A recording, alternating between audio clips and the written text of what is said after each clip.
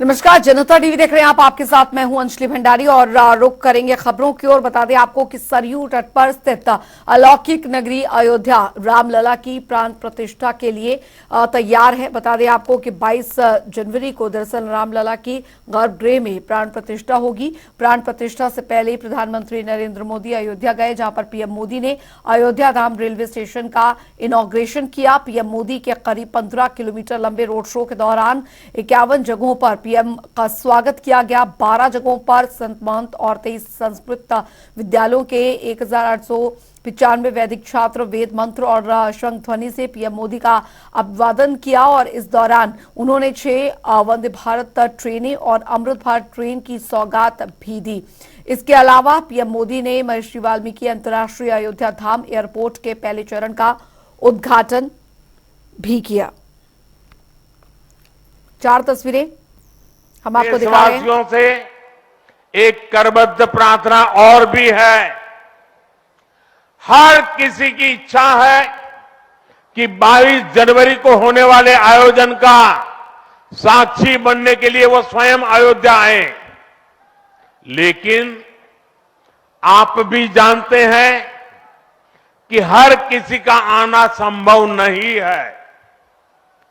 अयोध्या में सबका पहुंचना बहुत मुश्किल है और इसलिए सभी राम भक्तों को, देश भर के राम भक्तों को, उत्तर प्रदेश के विशेष करके राम भक्तों को मेरा हाथ जोड़ करके प्रणाम के साथ प्रार्थना है, मेरा आग्रह है कि 22 जनवरी को एक बार विधि पूर्वक कार्यक्रम हो जाने के बाद 23 तारीख के बाद अपनी सुविधा के अनुसार वो अयोध्या आए।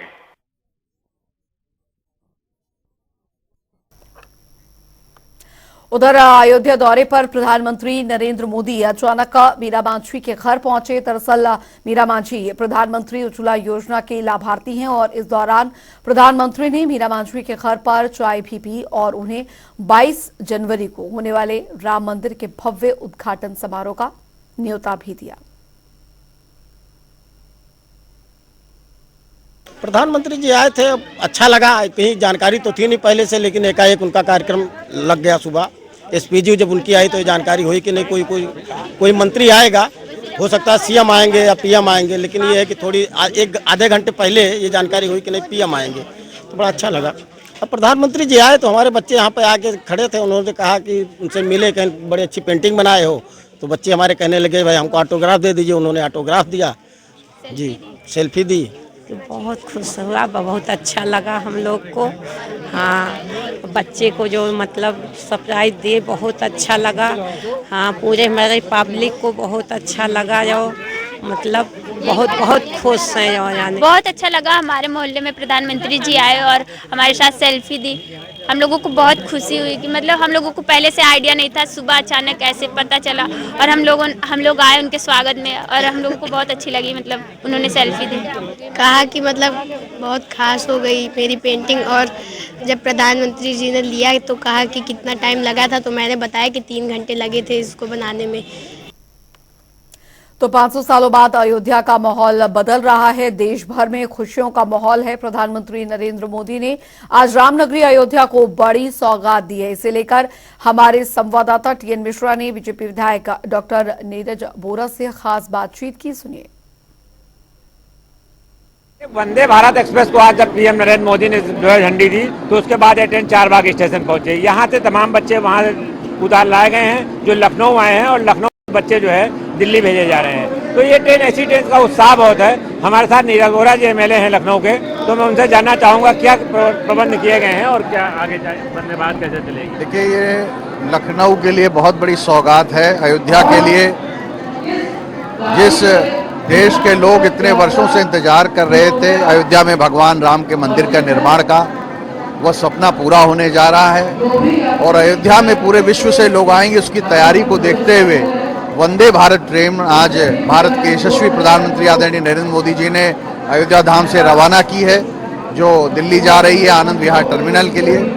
हम सब लखनऊ के लोग आज लखनऊ के इस चारबाग स्टेशन पर इस ट्रेन का स्वागत करने के लिए उपस्थित हुए हैं। निश्चित रूप से आने वाले समय में अयोध्या धाम के लिए पूरे विश्व से लोग आएंगे और वहाँ पर सुगमता हो, सरलता हो, लोगों को साधन मिल सके, इसलिए भारत के प्रधानमंत्री आज वहाँ पर नए टर्मिनल का, रेलवे स्टेशन का और एयरपोर्ट टर्मिनल का उद्घाटन कर रहे हैं। विश्व में अपनी अनूठी पहचान रखने वाली और भारतीय रेलवे की ये वंदे भारत ट्रेन जो सुपरफास्ट ट्रेन है, इस ट्रेन का संचालन अब अयोध्या धाम से दिल्ली हो रहा है, जिसमें लखनऊ को भी सौगात मिल रही है, क्योंकि लखनऊ भी इसका स्टॉपेज होगा।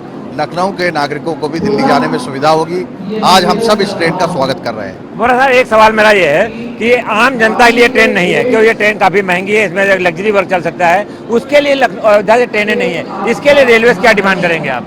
वो भी तैयारी चल रही है, सुपरफास्ट ट्रेन भी चलाई जा रही हैं। आज आपने देखा होगा प्रधानमंत्री जी ने अमृत भारत ट्रेन का भी संचालन प्रारंभ किया है, अयोध्या धाम से दरभंगा तक जा रही है। अमृत भारत ट्रेन जो है वो आम नागरिकों के लिए है और वो उसमें कोई भी एसी कोच नहीं है, नॉन एसी कोच की ट्रेन है और इस तरीके से भारत के प्रधानमंत्री हर वर्ग का ध्यान रख रहे हैं। अमृत भारत ट्रेन की भी आज से श्रृंखला प्रारंभ हो चुकी है। ठीक है, तो देखिए यह सीधा इनका कहना है कि अमृत भारत ट्रेन जो चलेगी वो आम जनता के लिए है और जो है बाकी ये ट्रेन जो है आम जनता के लिए तो नहीं है, लेकिन जो है खास पब्लिक जरूर चलेगी जिस पर पैसा है। अब देखना यह है कि कितना आगे इंतजाम हो पाता है और आम लोगों को ऐसे राहत मिल पाती है, ये तो समय बताएगा। कैमरामैन आशीष के साथ PM मिश्रा, जनता TV, लखनऊ।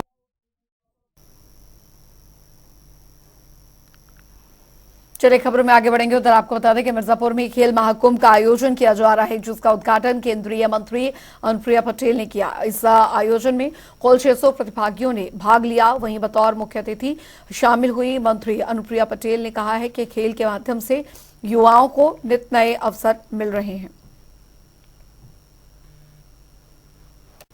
उत्तर प्रदेश ग्रामीण खेल लीग के अंतर्गत जो अपने किस्म का पहला विशेष आयोजन है, हमारे जनपद में ग्रामीण खेल महाकुंभ का आयोजन किया गया है, जिसमें ग्रामीण क्षेत्र से 600 पार्टिसिपेंट्स आज यहाँ प्रतिभाग कर रहे हैं। 3 अलग अलग कैटेगरीज में, अलग अलग ग्रुप्स में, और यहाँ पे विभिन्न प्रकार के खेल, चाहे बास्केटबॉल है, वॉलीबॉल है और एथलेटिक्स है, कबड्डी है, बैडमिंटन है, ऐसे अलग अलग खेलों में बढ़ चढ़कर पार्टिसिपेट कर रहे हैं। ये पहली बार ऐसा आयोजन हो रहा है और ग्रामीण क्षेत्र के बच्चों को एक बहुत बड़ा अवसर मिल रहा है अपनी प्रतिभा को प्रदर्शित करने का। हमारे राज्य की सरकार हो या देश की सरकार हो, निरंतर दोनों ही सरकारें प्रयास कर रही हैं कि हमारे ग्रामीण स्तर से लेकर हमारे स्पोर्ट्स स्कूल्स, यूनिवर्सिटीज, ब्लॉक में, म्यूनिसिपैलिटीज में, हर जगह जो स्पोर्ट्स का इंफ्रास्ट्रक्चर है, स्पोर्ट्स की आधारभूत संरचनाएं हैं, उसमें भी वृद्धि हो। तो पुराने साल को बाय बाय और नए साल के स्वागत की तैयारी शुरू हो चुकी है और राजधानी लखनऊ के तमाम होटल्स और पिकनिक स्पॉट समेत मंदिरों में तैयारियां शुरू हो चुकी है। नए साल की शुरुआत कैसे करें ताकि पूरा साल खुशहाल बीते, इसे लेकर हमारे संवाददाता अरूप कुमार सिंह ने स्वामी हंसानंद जी महाराज से खास बातचीत की है। ये रिपोर्ट देखिए। नए साल की शुरुआत कैसे हो और किस तरीके से की जाए, इस बारे में जानकारी जानने की सबकी इच्छा होती है। मंदिरों में जाके शुरू करनी है या फिर बड़ों का आशीर्वाद के साथ शुरू करनी है, इन सब बात करने के लिए हमारे साथ स्वामी हंसानंद जी महाराज हैं। सर, नया साल 31 दिसंबर के बाद पुराना साल खत्म हो जाएगा, जनवरी लगेगी, नया साल मनाते हैं लोग, तमाम भीड़ भाड़ होती है, तमाम मंदिरों में भीड़ होती है, लेकिन एक्चुअल नया साल किस तरीके से शुरुआत की जाए ताकि लोगों के जीवन में शांति बनी रहे, सुख वैभव आए। सबसे पहले तो मैं जनता टीवी का धन्यवाद देना चाहूँगा कि अपना कीमती समय निकाल कर आए और इस धर्म के जो उपदेश को जगह जगह आप लोग प्रचारित करेंगे, तो ये धर्म का ही काम है।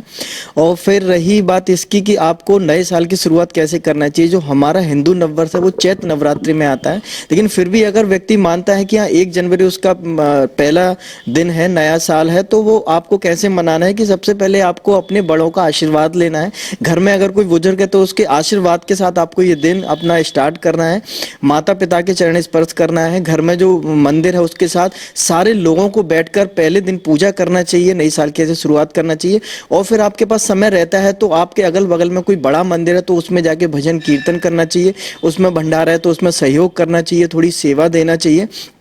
और ये सब आपको पूरे परिवार के साथ आके करना चाहिए मंदिर में, जिससे जो नई पीढ़ी हमारी बन रही है, जो हमारी नई पीढ़ी आगे का भविष्य है, वो भी ये रूल्स पूरा फॉलो करे, ये परंपरा पूरी फॉलो करे, जिससे कि उनके अंदर भी संस्कार जाए। नया साल मनाने का हमारे यहाँ ये तरीका रहता है। भगवान इष्ट देव को मनाने के लिए, पूजा पाठ करने के लिए किस विधि से पूजा करनी चाहिए ताकि जो साल का पहला दिन हो वो अच्छा जाए, बाकी पूरा साल भी उसी तरीके से बीते?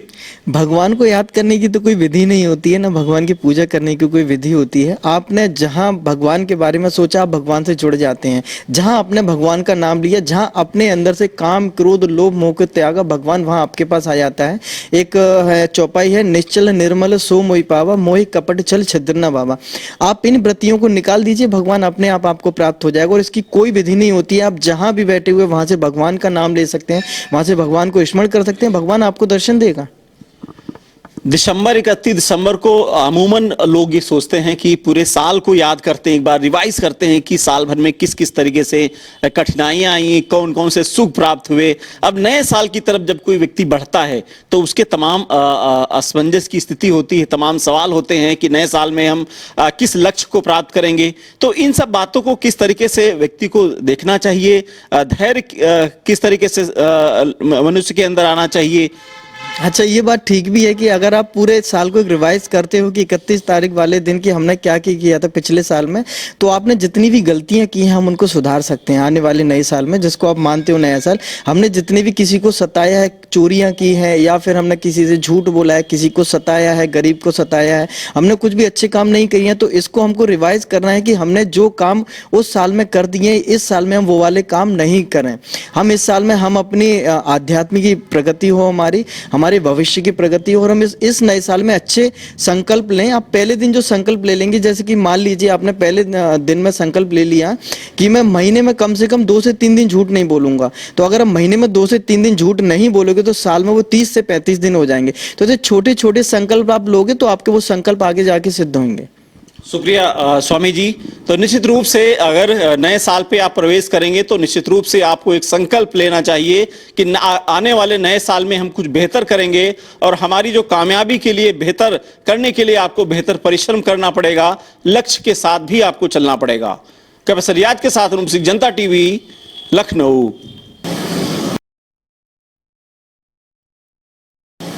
नए साल के स्वागत के लिए लोग अपनी अपनी तैयारी शुरू कर चुके हैं।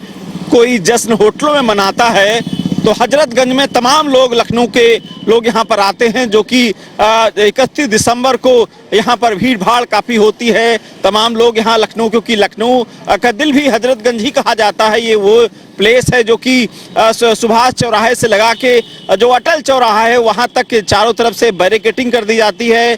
तमाम लोग यहाँ पर आने के बाद फिर करीब 12 बजे रात तक यहाँ पर लोग डांस भी करते हैं, म्यूजिक भी लगती है, और आप देख भी सकते हैं चारों तरफ जो दुकानें हैं वो भी सज रही हैं, ताकि यहाँ पर पुलिस व्यवस्थाएं भी अपनी देख रही है, किसी प्रकार की दिक्कत न हो, और हुड़दंगियों पर विशेष तौर से नजर रखी जाएगी ताकि किसी प्रकार से लॉ एंड ऑर्डर में दिक्कत न हो, सबको शांति बनी रहे। हालांकि उस दिन बहुत जोश होता है, तमाम लोग जश्न मनाते हैं, तमाम लोग यही हजरतगंज में आकर पूरी फैमिली के साथ 2024 का स्वागत करेंगे। 1 जनवरी को खुशहाल किस तरीके से मनाई जाए, और पुराने साल को किस तरीके विदा करने के बाद नए साल में जब प्रवेश किया जाए तो एक उत्साह के साथ, एक जोश के साथ, तमाम खुशियों के साथ लोग स्वागत करते हैं। और यही वजह है कि हजरतगंज में भी समेत तमाम होटलों में भी तैयारियां शुरू हो गई हैं। कैमरा रियाज के साथ रूम सिंह, जनता टीवी, लखनऊ। चलिए रुक करेंगे 2 मिनट में 10 बड़ी खबरों की ओर फटाफट अंदाज में। बाराबंकी में कोहरे के चलते नेशनल हाईवे पर हुआ हादसा। लखनऊ से अयोध्या जा रही कार खाई में पलटी, एयरबैग खुलने से बचे कार सवार लोग। सहारनपुर में छाया घना कोहरा, लोगों को हुई भारी परेशानी, सड़कों पर रेंग कर चल रही वाहन। लखीमपुर खीरी में एम्बुलेंस कर्मियों की हरकत से मानवता हुई शर्मसार। सड़क किनारे सीएससी गेट पर महिला का शव फेंककर एम्बुलेंस कर्मी फरार, 2 एम्बुलेंस कर्मियों की सेवा की गई समाप्त। जावा में अखिल भारतीय दंगल प्रतियोगिता का आयोजन, विभिन्न राज्यों से आए पहलवानों ने दिखाए दांव, भारी संख्या में लोग रहे मौजूद। इटावा में 3 दिवसीय बैडमिंटन प्रतियोगिता का आयोजन। एसएसपी ने फीता काटकर किया शुभारंभ। मौके पर कई अधिकारी रहे मौजूद।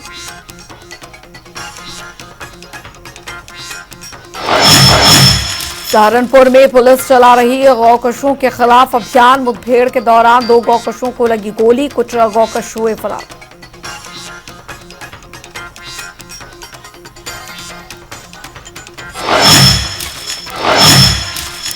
आगरा में सर्दी का फायदा उठा रहे चोर, कई दुकानों में किया हाथ साफ। चोरी की घटना से दुकानदारों में दिखा भारी आक्रोश।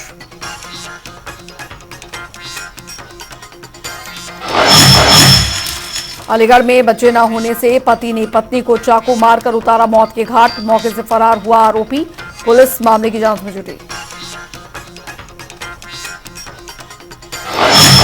फैजाबाद में दरअसल गुजरात से चली श्री रामलला की रथ पदयात्रा पहुंची। राम भक्तों में दिखा भारी उत्साह। लगाए जय श्री राम के नारे। बीजेपी के जिलाध्यक्ष ने यात्रा में लिया भाग। मिर्जापुर में बदला मौसम का मिजाज। कोहरे की वजह से वाहनों की रफ्तार पड़ी धीमी। स्थानों पर अलाव का कराया प्रबंध।